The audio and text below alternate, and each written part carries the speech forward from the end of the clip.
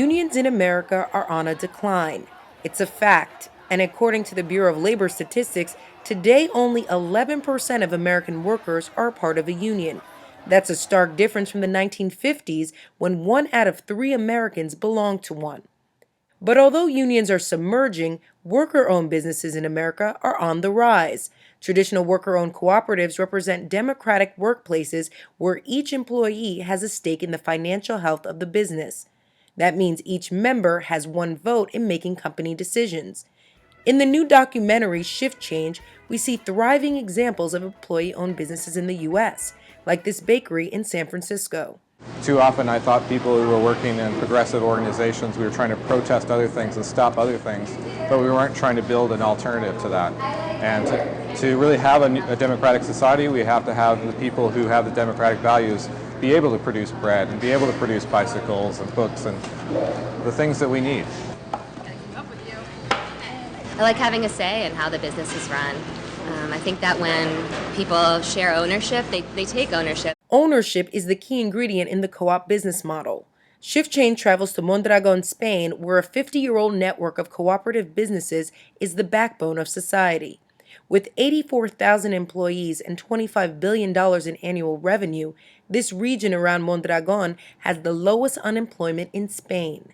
Ha cambiado el mundo, pero la empresa sigue funcionando estáticamente con un sistema organizativo y autoritario centralizado como hace 50 o 80 años.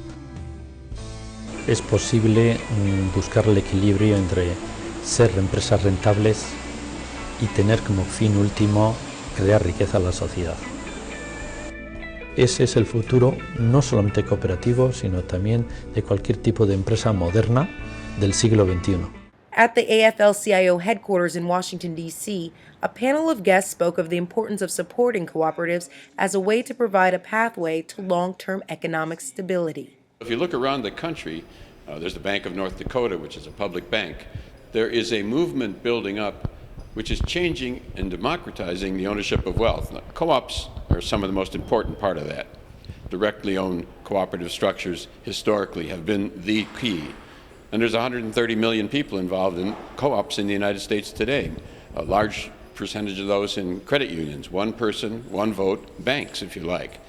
And there are two things driving it. One is the large-scale pain that people are feeling. Nothing else is working for many people.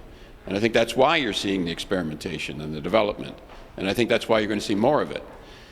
And at the other level, people tend to forget nationalization has just happened in the United States because of crisis. We took over the Chrysler company, we bailed out General Motors, AIG, the largest insurance company in the world, was nationalized by the United States government. So there are different forms of democratization popping up for different reasons. In these cases, we've sold them back as soon as they made a profit on the public money. But in future, we may see much larger transformations of this kind as well. Famously, already in the state of Alaska, oil revenues are used by the state to give everyone a dividend as a matter of right. It's another form of democratizing ownership. So if you look below the surface, it's not just co-ops, though co-ops are probably the most important developing form. It is not inevitable that this will move forward positively and powerfully, but it's also not inevitable that it will stay at the margins. And I think that's partly a question of whether people take it very seriously and begin seeing it strategically as part and parcel of developing the basis of maybe the next kind of wave of the American economy. The call for the next wave of the American economy is being heard by some established unions like United Steelworkers. International President Leo Gerard says this organization now has a strategic alliance with the Mondragon Cooperative. I think it's important to find a new way of doing business that's going to have a greater reward to workers, not just in the economics of work, but in the dignity of work, and we think that that was a really good model to work from. Now, after the most recent right-to-work legislation was passed in Michigan, which further undermines unions by allowing workers not to pay dues, Gerard says he recognizes that times are changing. I think that the unfortunate attack on workers and on trade unions has led us to the greatest income inequality that we've had since the Great Depression. And clearly that economic model has not been working for workers for more than 30 years now. Though cooperatives have gotten people working, professor of York University in Toronto, Sam Gindin, says co-ops have their limitations. When you're operating within a capitalist society, it puts severe limits on you. It puts enormous pressure on you to survive. You have to compete. And we've seen examples of that historically. So that's one problem, that you're operating within a capitalist society that puts enormous pressure on you to compete on their terms. The other problem is that they're still very marginal because they're trying to operate outside of taking power where it is. So if you're looking at credit unions, for example, they're operating in the context of leaving the financial system, the bulk of it, to the banks and investment houses. I mean, any bank in the United States, any major bank in the United States is larger than all the co-ops put together. Co-ops can really only work in a sustained way, other than just being marginal and doing some progressive things. But to really work, they have to be part of a transformative project. They have to actually be part of a political movement that is transforming society, and that the co-ops themselves are only one part of that. Gindin worked 20 years in the Canadian Auto Workers Union and acknowledges that unions still have not been able to address the vacuum in the labor movement.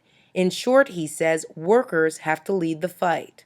The public sector workers, for example, they're getting hammered today, and they're not going to survive unless they can show that they're the leaders in the fight for public services. The private sector workers are getting hammered. Even when there's subsidies that workers support for companies, it turns out that doesn't guarantee their jobs. So workers have to think about, what's an alternative? How might we actually convert auto plants so that we use those skills for making the kinds of things we're going to need in the rest of the century around the environment?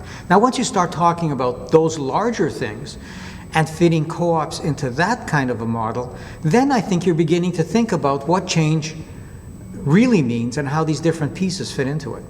For the Real News Network, Jessica Devereaux, Washington.